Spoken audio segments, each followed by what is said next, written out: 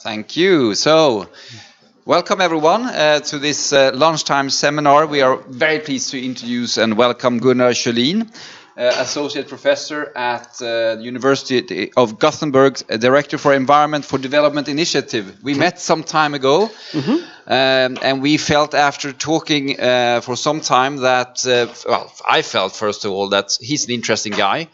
And you know how it is when we meet interesting people from other places, we invite them to come and tell us a bit more about what they're doing. And he accepted that, but also because I could clearly see some potential for collaboration. As you know, in our strategy, we are seeking to increase collaboration with universities. And I know we already have some work together with Gothenburg, but we feel that we have opportunities really when we look forward. And it's really interesting to see how you work on the SDGs and INDCs a little bit more, focused from the perspective of environmental economics. So we look forward to your presentation. I think what you have said is that you will invite people to comment as we discuss. But otherwise, we have also some time in the end for additional questions and so on. So hopefully, a warm welcome and give him an applaud, as always. Thank you.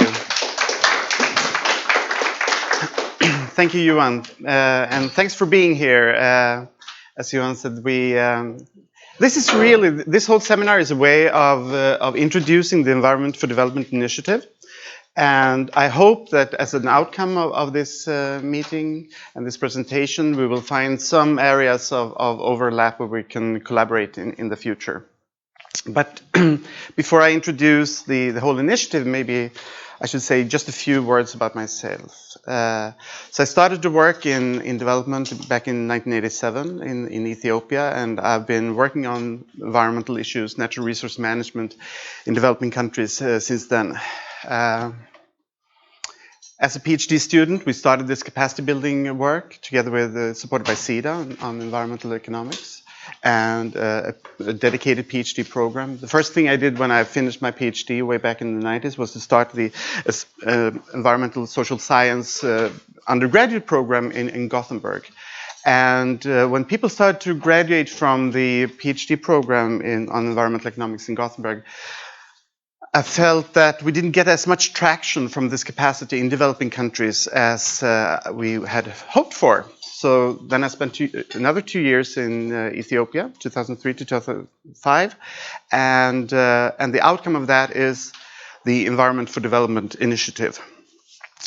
So I hope that you will recognize yourself here in our kind of theory of change, and I would like you to think about how different we are in practice on the ground in trying to address more or less the same issues.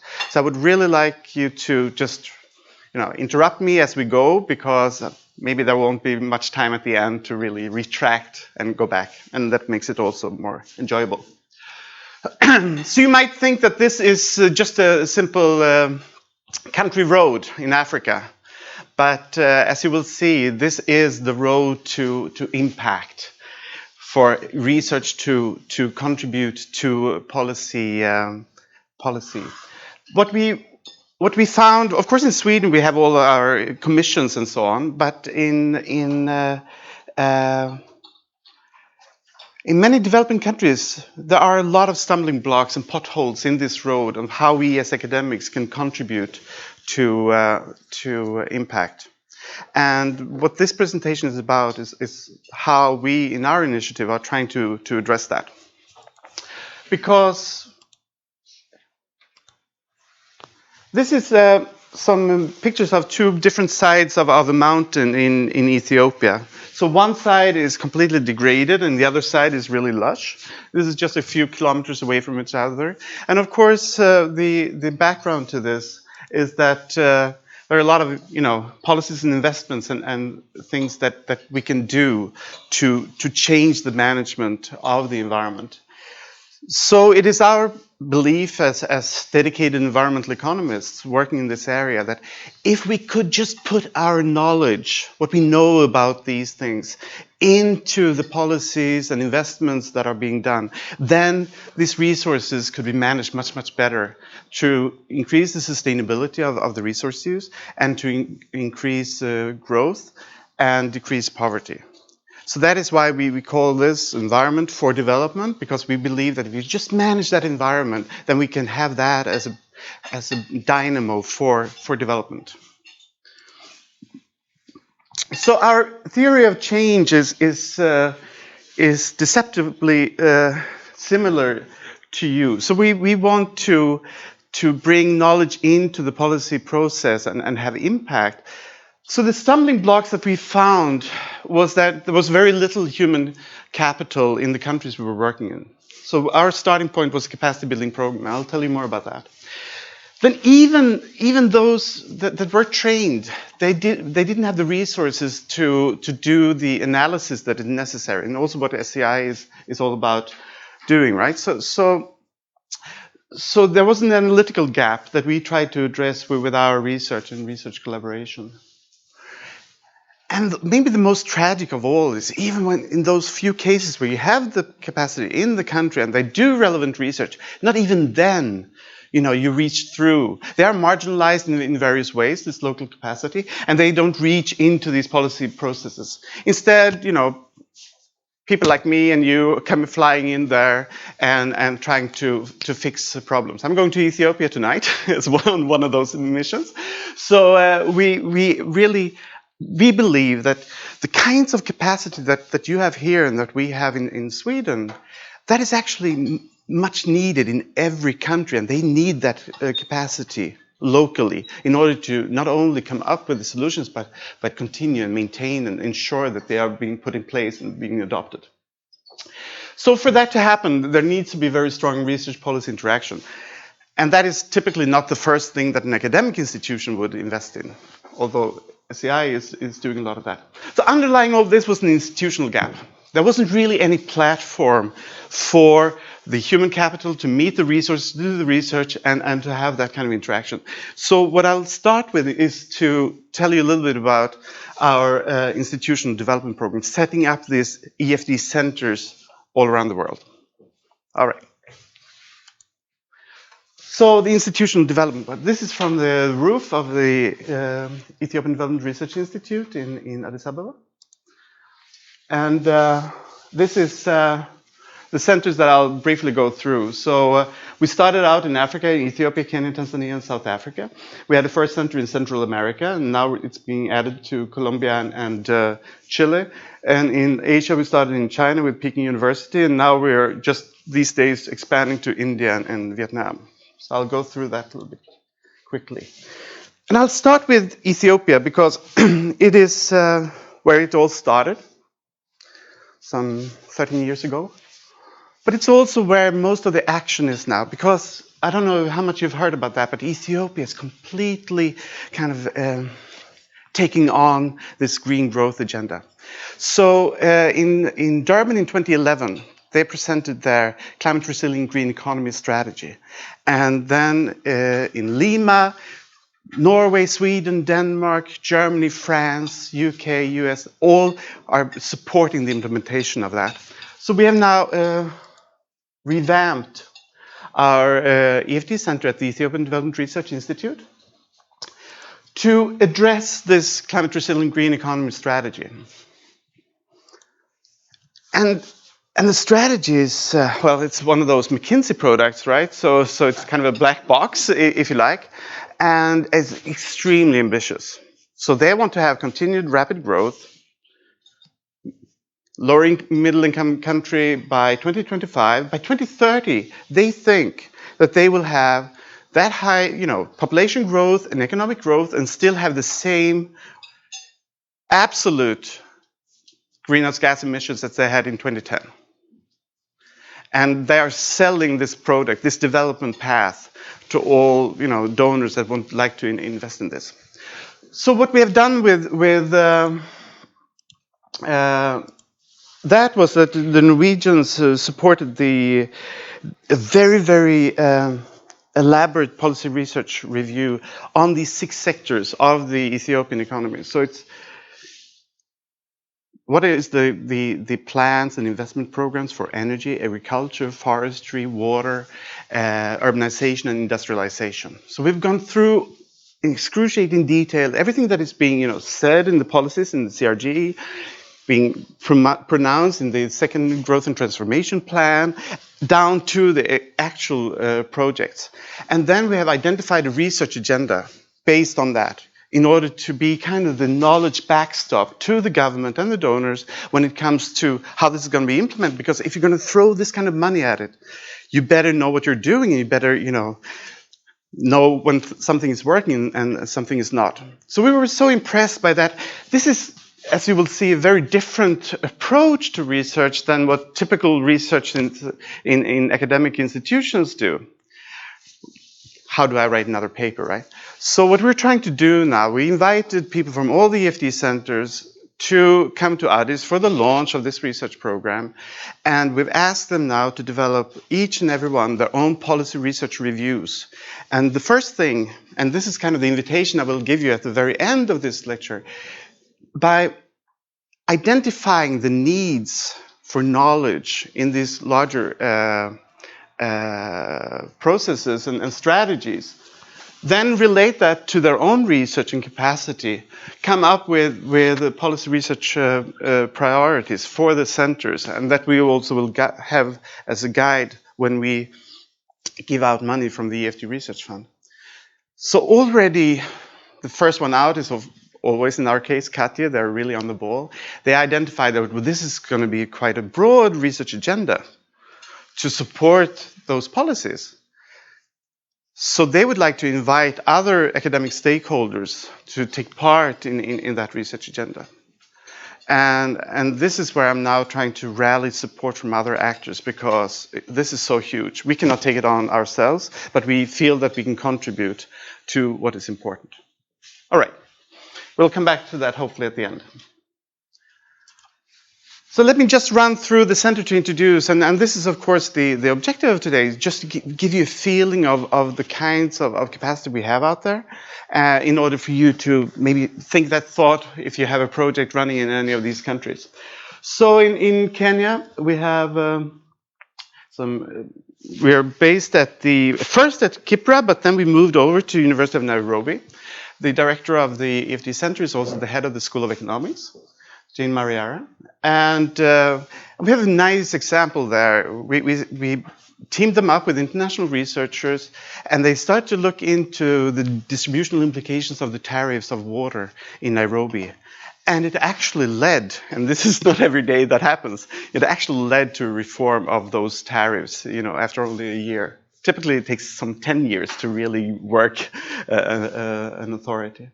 And then, of course, some work on food security, climate change, and also forestry work there. In Tanzania, it's at the Department of Economics, University of Dar es Salaam.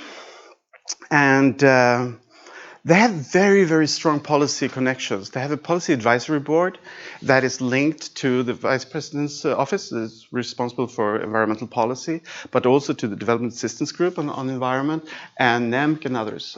So they've been working a lot on forest management, increasingly on energy. You know that they've found gas outside the coast of Tanzania. So there are a lot of issues at stake now on the environmental arena in Tanzania. In South Africa, so some of you might have heard of the African Economic Research Consortium, and they have master's and PhD programs.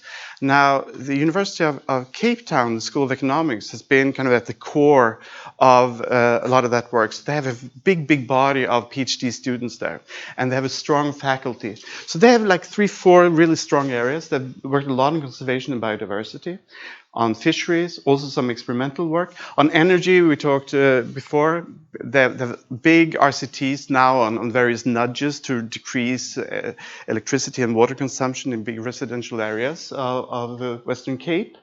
And they also they're linked into a major climate change initiative for Africa that is based at University of Cape Town. Right. China started out with a strong focus on forest. They have big panel data sets on the community forest tenure reform and the state forest tenure reform. Increasingly now, they have been working a lot on transport issues, air pollution, and increasingly on just general energy issues. It's based at the National School of Development at Peking University, but we have 3 faculty at Renmin in the Energy Economics department there, and a network beyond. Are all these self-funded? Pardon? Are they self-funded or? So, yeah. So one of the we have ever since the beginning, since the capacity building program was supported by SIDA, and then we had this special environmental program, Göran Persson's Miljömiljarden. So that was the start, and we only gave them like $100,000 a year to set up their center, and then we have a research fund. At the moment, it's like almost $1 million a year that goes around the centers. But then we have as an indicator of sustainability, how much they can pull in. So, for example, China is we're paying basically for their room and some lunches and stuff like that. Well, I mean, it's amazing. I just passed by China the other week, and now they have their big new initiatives. They had 49 graduate students coming in from all over the world as part of an initiative that they just launched a year ago. The things they do there is just at scale. So the degree of self-funding differs between them, but we're mostly the icing on this cake, and we're putting kind of the glue in the system, giving them core support and some research money, but most importantly, linking them to this international network. Right.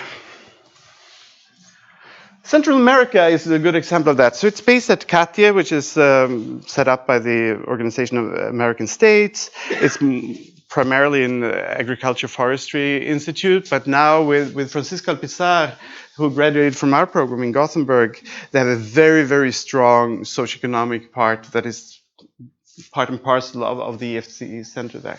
They've had a lot of emphasis on payment for ecosystem services. Now, climate change information, for example, big projects by Conservation International and IDRC in the order of $500,000 a year to work with farmers to reduce, to help them with the adaptation to climate change and water access and so on. Chile is it's an interesting case. They added themselves to this. They got local funding from the Chilean government, the Millennium Fund, and then they wanted an international network. So they've contributed greatly. And our annual meeting this year will be in Pucón, organized by the people in Concepcion. They are really strong in natural resource management, particularly fisheries policy, etc. And then we have 2 centers kind of added on to this, Gothenburg, but also Resources for the Future. So they've been there with us from the beginning, supporting this. So Resources for the Future is the oldest, founded in 1952, best, always voted the most influential think tank in environmental economics. And we have taken kind of a subgroup of those that are interested in developing issues, and they are then collaborating with our centers. And then, of course, Gothenburg, which has one of the strongest environmental economics and behavioral economics groups in Sweden, and by far the one that is mostly focusing on developing countries. So that's the presentation. I didn't say much about the 3 new ones, but they are also very strong. So we have a process now of reviewing them and bringing them into the family. So it's for India, as a network situated at Indian Statistical Institute. It's in Vietnam at the Economics University, Ho Chi Minh City, a very strong group. I visited them last week. And in Colombia, it's also going to be a network for Colombia, but hosted by the Universidad de los Andes. Also with very, very strong academic groups. Also with a lot of, lab in the field, experimental experience and so on. I feel I'm talking very fast, but still time is passing. So should I speed up even more? 20 past. Academic training. So I told you about the the capacity building program. So SEDA has supported an environmental economics and development PhD program in Gothenburg. Started slowly at the beginning of the 90s. From 97, we've had like full cohorts every other year. And out of those 35 that has graduated so far, 32 are back in their countries. And that's not just by coincidence. It is because we looked at that. Why are people not going back from the US, from UK, you know, other capacity building programs? And then we start to think, well, can they make a living out of their research? Can they do research? Can they continue to collaborate internationally? Can they make a difference? So it's really to deliver on our promise to SEDA that this capacity would go back and make a difference. That is why we've set up these centers. But it's, of course, also benefiting a lot of other people. So, of course, our graduates is just a small subgroup of everyone who's going back. And when you talk about, as you do, capacity building, and everybody's talking about capacity building, you have to have patience. We have patience. We started in 91, and we're still working at it. And now we're supporting the academic institutions, but it just, you know, you have to realize it takes 25 years to go from, you know, starting your bachelor's to becoming a full-blown professor, being able to run your own, you know, PhD programs and so on. That's just how it works. So those are the kinds of time perspectives we need to have if we want to make a dent and give these countries the capacity that they deserve. So here's the first graduate in 98. He graduated before me. So the model we've had in Gothenburg is that we are, and the whole program, it's really focusing on academic programs. When we talk about capacity building, it is typically, you know, undergraduate, master's, PhD programs. And our PhD program has then invited people, not only in our program, but also others that are taking their PhD in other places, but don't have those kinds of specializations, and they come. So hundreds and hundreds have come to those. And then we're now trying to support similar kinds of programs locally. And what this means is that we're talking just economics here, right? Economics is so mainstreamed all over the world now. 2 years of courses, 2 years of thesis writing. First year is macro econometrics, maybe some extra math. Second year, you specialize. And these are the kinds of things that could make a difference for a whole academic career. So we give them a whole semester of valuation, climate modeling, natural resource management, policy instruments choice, etc. And with that, they can start to write their thesis, and the whole trajectory of their academic career could be changed because of this. Then our dream right now, so we've been working for some time, we don't have the funding for this yet, if you can send a good word. What we would like to do, given the need, and I'm sure that you've also seen that in many countries that you work with, I mean the need now for people from these countries to be part of climate negotiations, to develop their own policies and strategies, to develop the proposals to the Green Climate Fund, to implement these. I mean, they need a lot of hands on the ground here to make that happen. And we believe instead of having these kind of 2-3 week courses with per diems and stuff, invest in dedicated master's program, building on what they have. And in 2 years' time, you will have a whole new crew out there really making a difference. And if we pull together the skills that we have and the methodologies we have and provide them to these centers, we think we can make a real difference. But the key issue here is actually to give the teachers in these universities new pedagogical tools to make use of all, you know, the videos and MOOCs and stuff out there, and bring that home to their degree programs and empower their students with new skills and ideas. So this means that of course, Gothenburg is only the tip of the iceberg, but really the work being done now is that all of these centers have links to master's and PhD programs in most cases. And those are, of course, the next generation that will work on these issues. And we try to link them also to the research that we do. So, applied research. Anything more on academic capacity building? At one point or another, we should talk about what you do on academic capacity building, and if there is anything we could work together on there. So we basically have two major strategies kind of in-house to deal with the analytical gap. We have a small research fund, and we're also supporting collaborative research and learning between the centers. And I think my expectation is that, you know, if you read your strategy and our strategy, we're trying to do the same thing. In our research identification process, the big challenge for us over the last 10 years have been to get the academics out there and really carefully, not thinking about the next paper to write, but really carefully listen about what are the knowledge needs out there. So the big difference for us has been to grow these big ears and create these interfaces with local policy processes to understand what the knowledge gaps are. And I think that has become the strength of the EfD Initiative now, those kind of day-to-day interactions with policymakers. But then, of course, as I told you about the policy research reviews, we need to match that with the skills and interests of the researchers.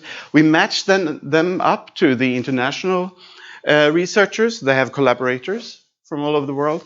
And sometimes we also glean at the international processes, where I think that you are particularly strong, kind of having a feeling for what's happening in the world.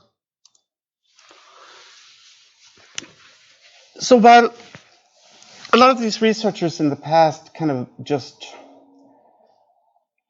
made ends meet by, you know, they had their teaching and they did some consulting and so on. There wasn't really always a research environment for them.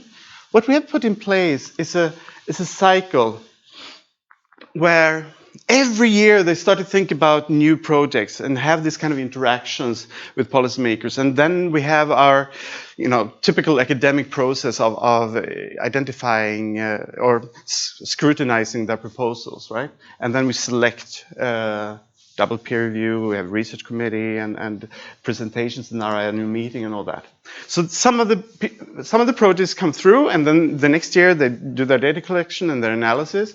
And then once again, when they're starting to be finished with their papers, then once again we have peer review and copy editing and all that to make them publish internationally. Which means that all of this, of course, you know, there are like 5 of these every year. And of course, every year you both think about new research, you do your accepted research, and you disseminate your old research.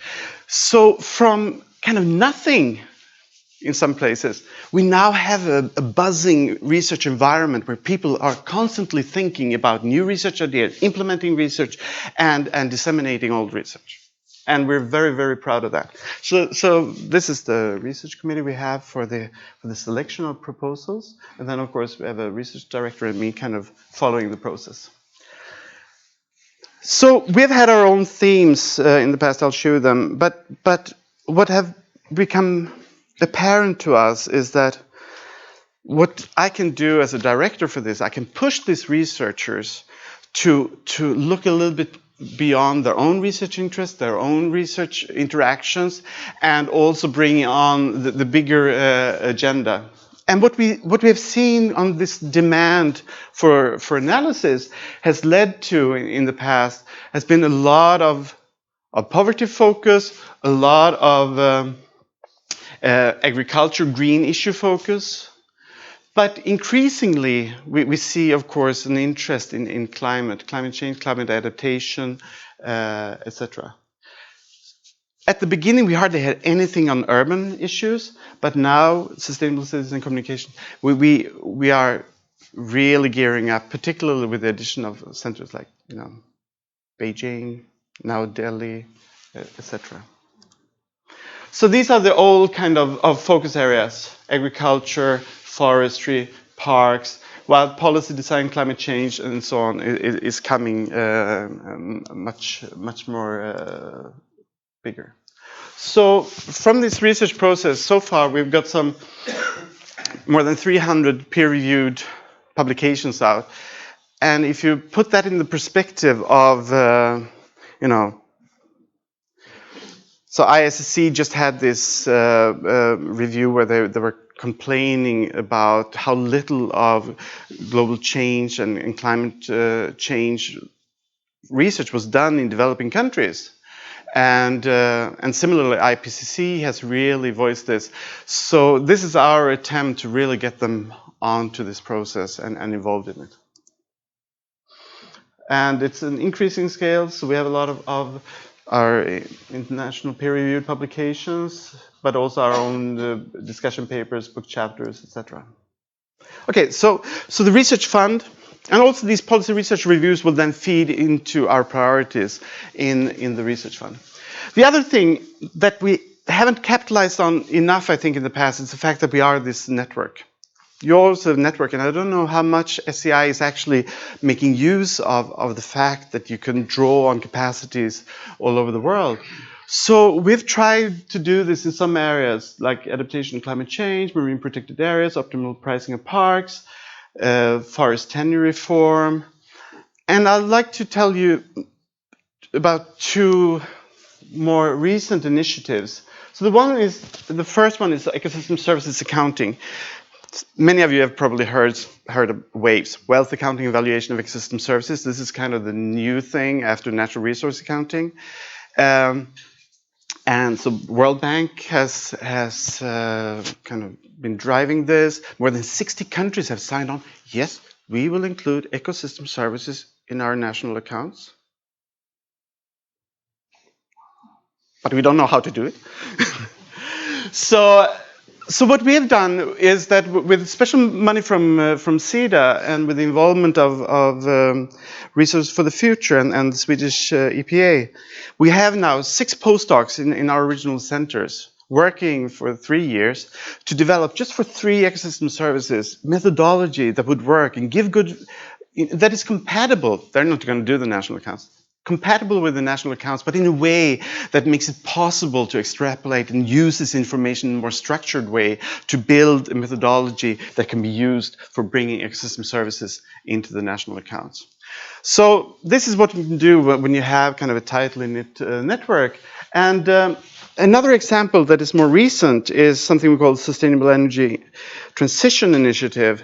We've had a lot of ad hoc studies on adoption of improved stoves, renewable energy, etc. in all our centers.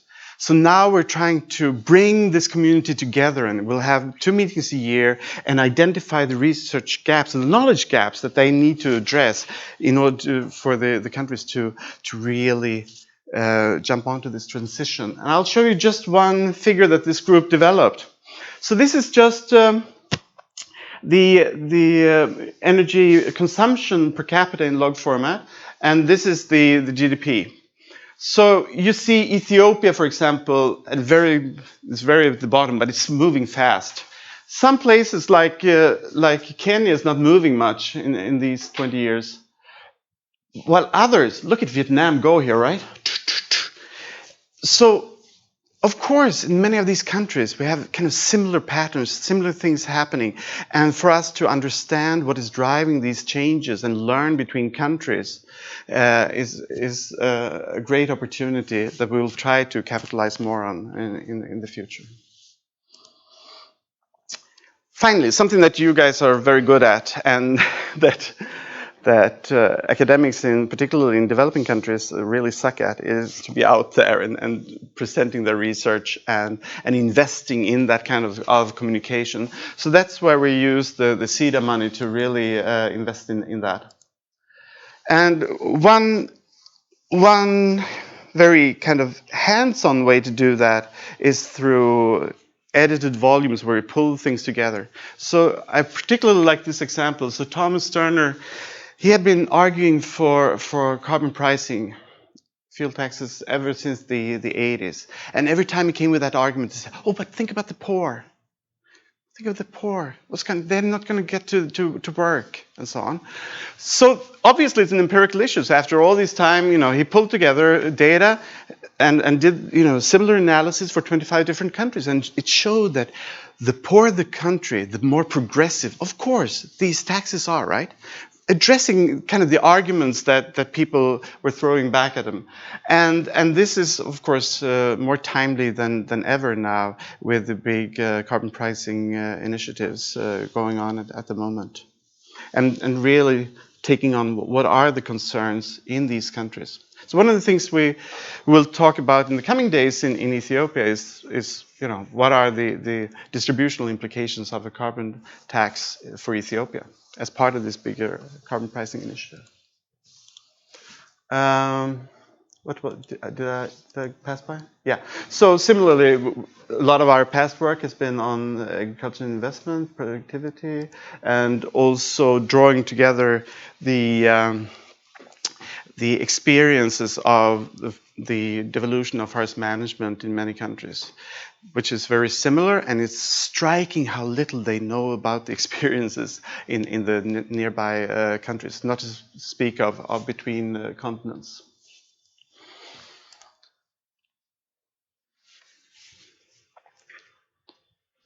Once again, this is probably an area where we should be able to collaborate. We have come a long way compared to where we were some 10 years ago in sensitizing the researchers to the importance of listening and also investing in professional support to do this. And I feel that we have a particular strength here in having them nearby the policymakers in these countries and being able to maintain the dialogue, not only when the study is being presented, but in future kind of workshops and dialogues and so on. There's always a challenge. I'm sure that you have the same challenge in say, but what have you done? Have you these outcomes that we have to report to SEDA, etc. And we are of course very humble. If you look at these policy processes and democratic systems, if we would run a regression and look at the kind of the impact and see what is our effect on those policies, it would be very difficult and should be very difficult to pick up the impact that our initiative would have. So what we're trying to do is to develop these stories instead, tell the story about how we identified an issue, the kind of interaction have been, the analysis that have been done, how that has been played into the policy, and the outcome. And so that is how we are trying to present our impact. And we have, I don't know, many 70, 80, maybe 100 of these stories now on our website. So just in a glimpse, what we're trying to do for the center, we work on concentration, long-term commitments in particular sectors. We have close dialogue. So here's Francisco. He's been working a lot with parks in Central America for 2 decades now. Same thing with Jintao, following the forest reforms in China and becoming the strongest support they have in understanding their own reforms now, the State Forest Administration. Adolf Mkenda, he was the head of the Department of Economics. Now he is the State Secretary for Industry and Innovation in Tanzania. So that's a close dialogue. And then we have our international scholars who have completely invested in these kinds of collaborations, like Salvatore De Falco, who is now the head of the Department of Economics at the University of Geneva. We are using more and more focus on impact evaluations. So, for example, in Ethiopia, where Alamo is from, there's a lot of planned impact evaluations of these sector programs. And then we're trying to bridge this gap. We have all these household service experiments and so on at the grassroots level, and we're trying to connect that community with our friends at UNDESA, Green Growth Knowledge Platform, etc. Maybe tomorrow even at SEI. So here is the really the call for cooperation in the future. We are expanding our academic network. We are working more and more closely with government agencies. We do have collaborations with international organizations.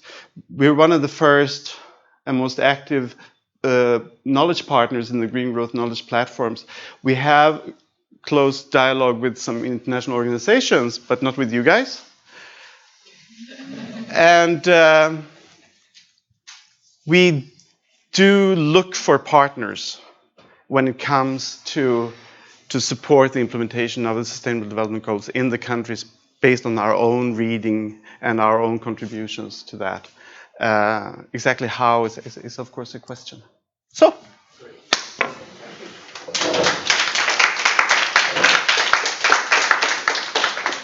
Gunnar, that was really extraordinary. It's interesting to hear your presentation because in many ways we could also copy it almost to have a similar presentation about SEI. It's quite similar, although somewhat more, you could say, focused on environmental economics and the implications there. It's interesting to see how you try to bring various aspects together and be focused in certain areas. We have our initiatives now where we also try to foster collaboration within the organization, and also between different disciplines and so on. So I think there are many, many interesting similarities. Just very, very quickly, when you say you have collaborations with other organizations, like small ones like WRI and these, what is the normal way of that collaboration? Is it that you identify common joint projects and you operate together? Common applications. Can you just describe how you work with partners? In what way? Yeah, so it depends a little bit. I think what is interesting for many are in actual implementation. So they and that is basically what I provide to you too. So we have this local capacity, and they need that to kind of plug into their programs, right? So they invite us as being part of the teams in doing projects at the local level. That's great, and I think in our case, of course, there is an interest potentially also in collaboration in the regions because we have office in Nairobi, for instance, in Bangkok. We are looking at Latin America and so on. So I think also establishing collaboration there could actually be a potential. Yeah. So questions and comments and so everything in between. Come on, guys. Oh yes, of course, Madeleine. Can always trust you. Yeah. Okay, Gunnar, thank you very much. And finally, I understand what you actually are doing, except for traveling a lot. No, but very interesting, and it's interesting to see how this, when you work with existing institutions, and how you kind of can trigger some additional value to their work, which is absolutely invaluable in terms of data sets and so forth. I'm a little bit curious about, do you perceive or any language barriers, because you do work in Latin America and you do work in China, and is everything, I guess your language is English, but is there any, dimensions of this? I would like to know that. It's a good question. It's interesting to see what they decided. So in parallel with us, there have been a number of regional initiatives. So in the case of Latin America, there was a regional LACIP. It's Latin American and Caribbean Environmental Economics Program, and there they decided very early on that they wouldn't go down the Latin route in a way. They would take that head on and use English as a common language for all their activities.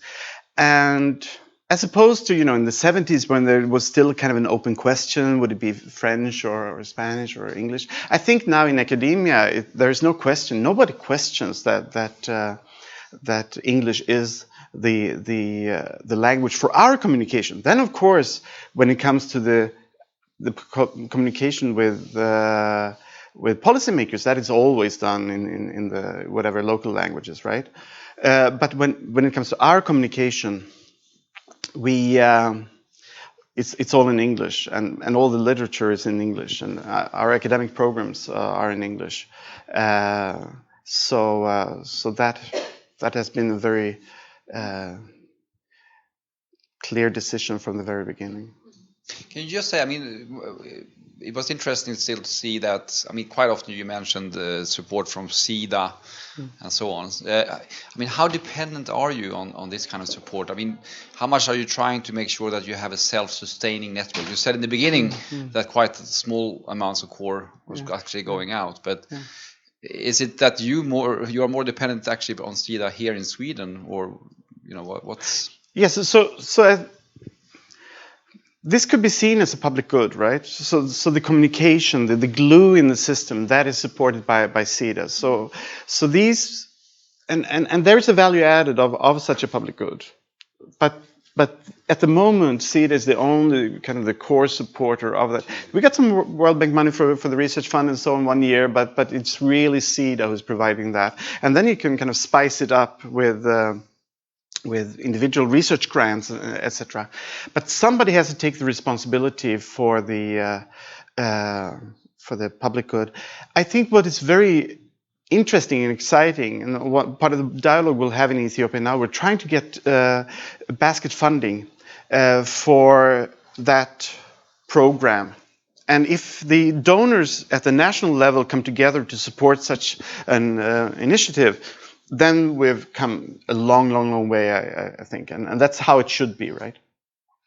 Two more questions here, please.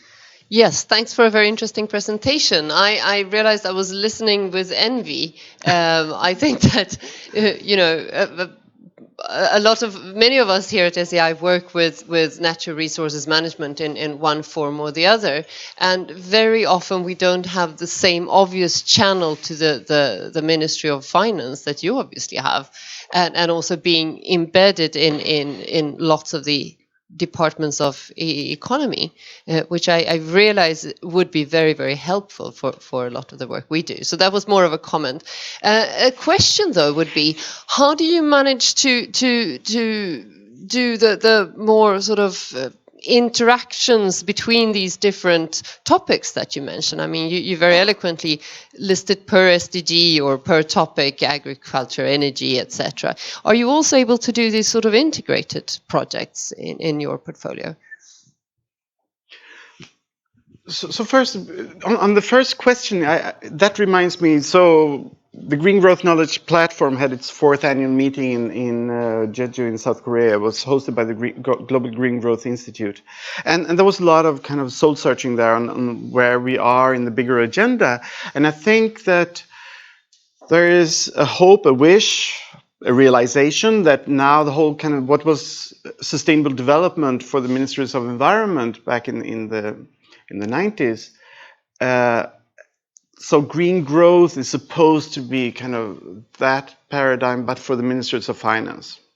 And I think that, I don't really think that we're there yet, but I think we are much, much closer to that than before. And I think that that is what economics can provide. So we have that kind of language and we can talk to the Ministries of Finance. And what is striking is that these issues, I mean, we have many of our colleagues who have become heads of departments of economics in these countries. So these issues are rightly much more important and central to their policies than they are even in Sweden. So yes, there is something there, and I feel also very happy that we have that. So if you think about economics, and what you should think about here is that our whole discipline is very much micro-oriented in its analysis, but it's really, we have a natural focus at the national level because that's where the policies and programs and so on are. So for us, life is a little bit easier in terms of and that's also kind of linking over to your next question. We call this environment for development, and then there has been an open issue from the very beginning of how interdisciplinary we should be. And so this is probably the only time I've been a little bit careful. So people said, you cannot start 6 centers at the same time and so on. They've told me a lot of things I can't do, and we've done it. But I have a lot of kind of care in I've been part of many interdisciplinary attempts and research, and typically that takes a lot of time. And you spend a couple of years talking about your conceptual framework, etc., etc. So that has been something where I think we still have our big challenges in front of us in really reaching out and having more interdisciplinary work and also more integrated work between these sectors. So far, if you look at our publications, they have the majority of them have been very specific analysis, traditional kind of economics publications things. So we still have a lot to do in more integrated approaches, more taking a step back and synthesizing, and also broadening the disciplinary kind of reach. That's an area, obviously, where I think we could really complement each other. Yeah. Let's take a final. Yeah. Okay. Thank you. Thank you for your. Great. Yes, thank you for your seminar. Thanks. I work with communications here at Ah, SEI yeah. and CIANI. And I got inspired by these EFD stories, and I just wonder how long you've been working on them, and what has been the response. How have you been getting people to read them and to listen to them, and what has been the response? Maybe you haven't been using them for many years. Yeah. So it's a good thing that you asked me, because I of course brought some and I forgot that. So please have some. Yeah. So of course it kind of started as an attempt to respond to the need for kind of impact. So it was but then this kind of sunshine story concept, I think that is something that we really need, and also researchers need to be able to show that they've done something, because a lot of these things are very abstract. So I think it's been probably at least 5-6 years that we've had this, and so then we ask, as part of our annual reporting from the centers, we ask them for one story that they pick up, and then we have people in Gothenburg working on those and bringing that out and putting them into. That's our center for 3. Yeah, and yeah, so that is actually our main kind of focus now when it comes to reporting.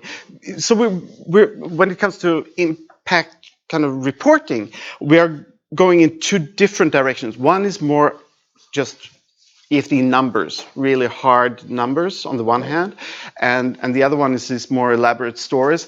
While in the past we had more, you had a paragraph of this and that, and it didn't really do either of these things, right? So what CETA is asking us for is more of long-term panels on the data, and then these stories. That's great. No, obviously, I think what is nice is that in many ways the way you work and think very similar to how we also see ourselves developing.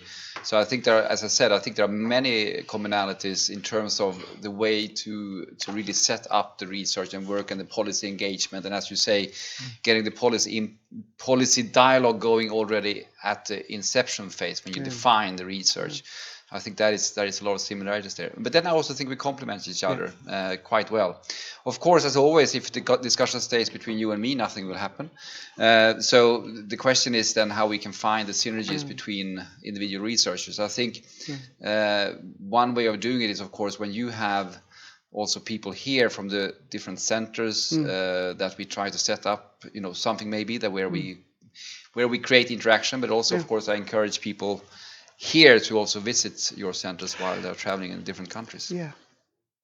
Yeah, so please visit our website. So a lot of information is there. There's also the film that we put together in the end about our network. So here, I'm sure that you will find, if you're going to work on a particular sector in a particular country, maybe you will actually find some interesting material or even a potential collaborator.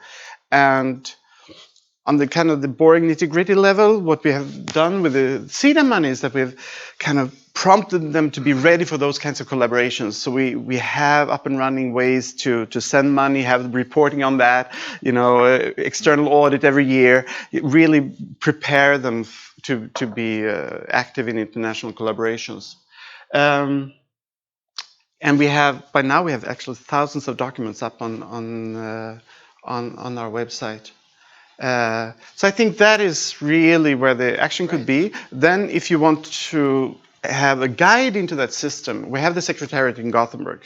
So we have me, we have the research director, we have a communications person, we have a program manager, and someone who can help out with the contracts. So excellent. Thank you very much. So Thank you. See this as a way of continuing our dialogue. I'm sure we can find really nice and interesting points. And actually also talk to CEDAD a bit jointly, because I know CEDAD appreciates when different organizations or initiatives that they are funding actually manage to find ways of collaborating. I think we might even have the same desk office. Yeah, maybe. Do you have? Okay, good.